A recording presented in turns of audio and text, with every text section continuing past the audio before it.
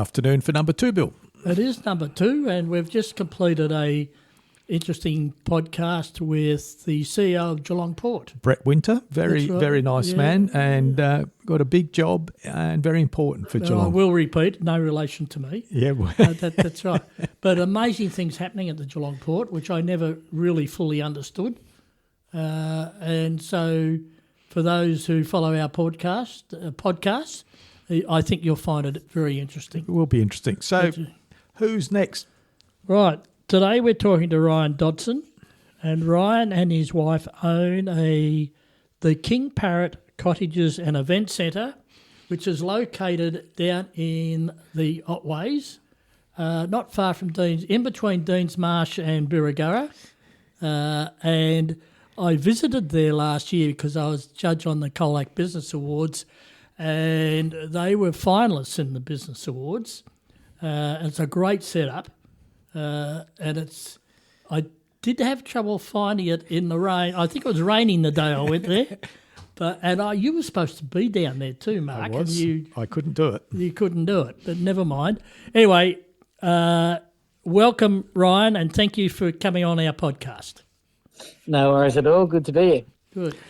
And I can remember, Ryan, Bill was full of praise of your business. He said, we've got to interview the guys who own King Parrot. It's fantastic. So you made an impression on him. I can definitely tell you that. No, that's good to hear. So, Ryan, we always start with, in people's journeys, where was primary school for you? So I actually grew up and did primary school in a small country town, Coniva. So it's on the Western Highway. It's about the last town before you get to the South Australian border. Wow, long way away. Just past Nil. Right? Nil, famous to it. Yep, just past Nil. Ryan, I had a lot to do with Loverduck, based in Nil, over the last few years. And from primary school, where was high school then? Where did that take you? So high school in Coniva as well. Oh, okay. So the family were all out there? The family was all out there then. So my mother was a teacher at the school and my father was a farmer. Okay. So that started the journey on the land, did it? So, well, sort of. I sort of went away from the land for a bit and then, came back to it. Yeah. And while you were at school, did you have any jobs? Did you... So the only jobs I did have some jobs at school. So most of my work before I started a career was helping out on the family farm. Yep. That's called free labour. Yeah, free labour. Yeah, that's right. Yep. And then I did work on grain silos over the summer a little bit as well. Yeah. And so what avenue did you take once while you were at high school? Did you have an idea of what you wanted to do, and where did you go to? Not really. I didn't have a lot of idea what I wanted to do. I had done some work experience with a local electrical contractor. Yep. And they actually offered me an electrical apprenticeship, which I didn't even know if I wanted to do it or not at the time. But I had a careers teacher at school that just twisted my arm and said, "You're mad not to." It's a great trade to get into. So I did half of my apprenticeship actually in Nil, where Loverduck is. Yeah. And then halfway through my apprenticeship, I ended up moving down to Geelong. Okay. And who did you join down here? I joined just a fairly small company that's actually not around anymore, but it was a smaller company that sort of did industrial and domestic electrical work. Yeah, it's a fairly competitive market, isn't it? Yeah. Yeah, it is. There's lots of electrical contractors around. There's no doubt about that. And did you enjoy it? Yeah, I did. Yeah, no, I really enjoyed that. So I worked for that guy for probably maybe 5 or 6 years. Yep. Yeah. And then I actually went out on my own and started my own electrical contracting business. Was that a big move? Look, it started off very, very small. So it was called Switching Solutions. It started off just myself, and then was myself and an apprentice. And then it sort of grew to a decent sized little business. It sort of, in the last few years that I was involved in the business, it would sit sort of between 15 or 20 employees. Oh, okay, not a little business, not a little one. Oh, that's a big small business. Yep. Yeah, that's right, yeah. And where were you based, Brian? Where was that based? So that was based out of Geelong. Oh, okay, But we did work all around Victoria. We did a lot of regional work, a lot of work in Melbourne and all sorts. And in the electrical trades, we keep hearing about apprenticeships and all the rest of it. What do you think the position is with apprentices in the electrical trades at the moment? The position with them? In other words, are there enough apprentices? Are the apprentices finishing their term? And because I've recently done a project in the engineering field, and you can't get boiler makers or fitters anymore, whatever they're called. But and diesel mechanics, you cannot find a diesel mechanic for you can offer them a pot of gold, you still can't find them. Yeah, look, I think that's definitely true for lots and lots of trades. I think it's probably least true for electrical apprenticeships. There still seems to be lots of younger people and adults as well that want to do an electrical apprenticeship. I think it's a really good trade in that it's a trade you can do for a really long time. It's not really hard on your body. There are obviously some not so desirable jobs in most trades, but overall it's pretty good work for most of it. Yeah, that's good. So how long did you run that business for? I ran it for just shy of 20 years. That's a fair stint. That's a fair stint, yeah. No, it's quite a stint. So in the end, I did bring one of the guys who worked within the business on as a partner. Yeah. Yep. And then in the end, he's now bought the business and he runs the business now. It's still running very well and very successful. And you're well out of it? No, you're not consulting to him or helping him out? No. So initially when he first bought it, I did help out a bit and I did consult a bit, and that went on for probably 18 months or so. Yep. He doesn't really need me for anything at all now. Yep. Both of my kids actually have apprenticeships at that same company now. Oh, excellent. Well, that's good. That is good. So, I've always said to him, if there is something if he needs a hand with anything, I'm sort of here to help. I really like to see the business go. I like to see the cars on the road and whatnot. And yep. Yeah, it's good to see it. So the day you walked out of the business, how'd you feel?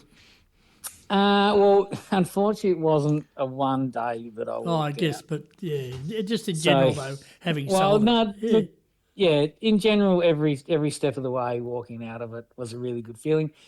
The business was great for myself and great for our family, and we had a lot of good holidays and a lot to show for it, but it was definitely taking its toll on me, especially working in the construction industry. Yep. Stepping away from that to a little bit more relaxed life is every step away from it's been a really nice step. So did you move straight into what you're doing now, or did you have a break? No, so we actually bought King Parrot Cottages and Event Centre whilst I was still probably working about 3 or 4 days a week for Switching Solutions. And that was really quite busy because trying to sort of juggle the two. And then, it just became more time at King Parrot and less time at Switching Solutions, to the point now that I'm just at King Parrot. And what made you buy King Parrot? What led you to go down that path? It's totally different to what you're doing. It is totally different. That's right. It's a big change. So it's actually a little bit funny that before we had King Parrot, we had a little holiday shack in Forest, so not that far away. Yep. Both Nick and I knew that we wanted a change of career, and I in particular probably needed a change of career. Had no idea really what we wanted it to be. Anyway, we're in Forest one day and we noticed another property for sale in Forest, and just out of interest, I hopped on realestate.com and was looking for that property, just basically because, we had a property in the area as well. Yep. And I came across King Parrot Cottages for sale. So I actually first clicked on it because it was so expensive. and then I sort of started filtering through it and everything that was there, and I'm like, shit, there's just a lot going on. And, I showed Nick and we started chatting, and we're both fairly decisive people. We don't sit on our hands for long and wonder about things. And we more or less spoke to the accountant the next day and sort of more or less went on from there. Wow. And how did you feel day one when you had the keys? Yeah, really good. A little bit daunting, obviously, but it's a new business. You obviously want it to run well. But to be honest, it's not, for the work I do anyway, it's not a very hard business at all to work in and run. So, but sorry, Mark. When I visited you, there was, as I said, probably the middle of winter on a rainy day, but you've made a lot of improvements, I understand, since you've moved in, and you've also done one. You get yoga retreats down there, but I noticed that you won an award last year in the wedding industry as a top venue for weddings. What was that about? Yeah, that's right. So we did win that award. So look, for the King Parrot Cottages, we basically have 5 cottages, a lodge and hall. So it's very well suited to bigger groups or events. So we have weddings there. We can sleep 40 odd guests on site. We have quite a nice garden in the bush for the ceremony, and then we have the hall and lodge for the reception. So we'll have quite a few weddings. We have lots and lots of yoga retreats and various wellness retreats. And then it's just the general public and, families and couples on the weekend. Get a lot of repeat business? Yeah, we do. Especially in the retreat space. So there's lots of things we've done to make it as appealing as we can for retreats. And then, the natural setting of the bush is really good for the retreats too. Yeah, it is a natural setting, and if anything, if I had to describe it to people, it's rustic. Right? Yeah. It's not brand new concrete huts and things. And I know you've worked on them very hard, but when you stand in front of where your reception and look down the valley, and down there I think you've got camping ground and things like that, you're on about 200 acres. But Mark, you stand there, you look down, it's in the middle of the forest, and there's an open green area as you look down. It looks fantastic. Yeah. No, look, we're really happy with the space. So when you took it on, Ryan, did either of you have any idea about running a tourism accommodation place, bar your own little premise that you had? Not really, but again, in comparison to running the electrical business, there wasn't a lot that hard. Nick's done a lot of the admin work for the electrical contracting business, and she's quite good with sort of accounting software and computer programs in general. Yep. And works really well with people. So that side of it, she could pick up really, really well. Then, my job's pretty much just the maintenance on the property. So, being a tradesman that's come from the farm, I feel like I'm pretty much covered bred to do that sort of work. And was there any staff that came across when you bought it? So look, we kept everyone on who was involved with the property at that point in time. So there's not a lot of staff involved in it. We have some cleaners and some caretakers that live on site. That they're both really fantastic. But I think most of those cleaners have probably moved to other fields now. But because my wife and I were involved in the building of a motel in Ocean Grove, and if you live in Ocean Grove, you know the Ocean Grove Chalet. Yeah, and both of us have worked in retail and hospitality, but not in accommodation. So it was a slight steep learning curve, learning the software that you need to manage the business and how you handle the bookings and all that side of it. So I was just interested. It's an interesting but a very enjoyable profession.